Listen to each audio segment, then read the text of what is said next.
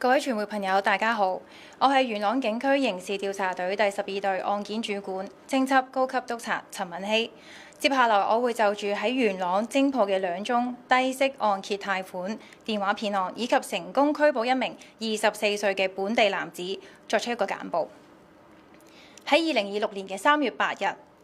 警方接報一名61歲嘅受害人報案，其報稱喺今年嘅1月接到一個冒稱係銀行職員嘅騙徒電話，而呢名騙徒訛稱可以提供低息按揭貸款，但係要求受害人首先支付咗保證金。呢個受害人信以為真，並且按照騙徒嘅指示，喺3月6號喺元朗港鐵站與另一名自稱係律師樓嘅職員騙徒簽署一份偽造嘅律師樓按揭文件，並且過數30.5萬去到一個疑犯同黨嘅銀行個人戶口。2日後，即係3月8日，騙徒再次致電受騙人，進一步要求99.8萬嘅保證金。受害人先而受騙，於是報警求助。元朗警區人員接報後，迅速於港鐵站展開一個埋伏行動，並喺騙徒再次向呢一個受害人收取款項嘅時候，將其制服，以涉嫌串謀詐騙罪名拘捕呢個24歲嘅中國籍男子。被捕人職業報稱為本地大學學生。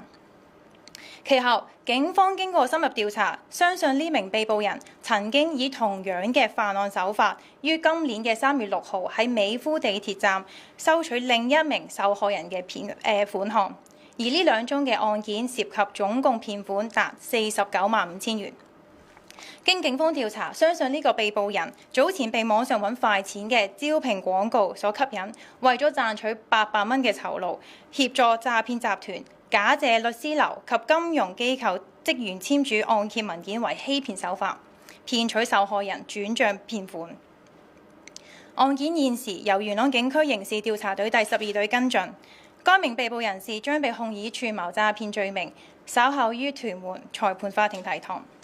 相關案件仍然喺調查當中，警方會繼續積極跟進調查騙款嘅下落。警方希望藉此機會提醒市民，如果收到係自稱銀行或者律師行職員嘅來電，應主動向銀行或者相關機構作出核實。市民亦都可以瀏覽香港銀行公會或者律師公會嘅網頁，核實來電嘅真偽。銀行職員係唔會要求顧客去到任何一個公共地方，而並非銀行分行嘅地方去辦理一啲借貸嘅手續或者簽署任何嘅文件，亦唔會要求顧客轉數去到一個個人戶口。如果有懷疑嘅話，請立即致電我哋警方嘅防騙易24小時熱線18222。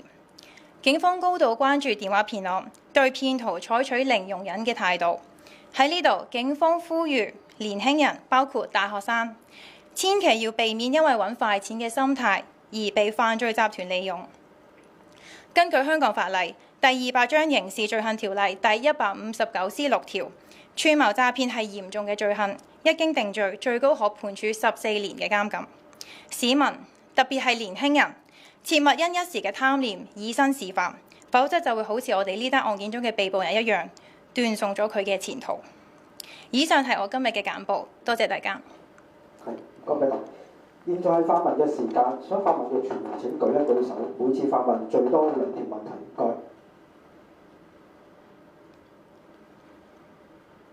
係，如果冇嘅，今日嘅新聞簡報會正式結束。唔該，咪林。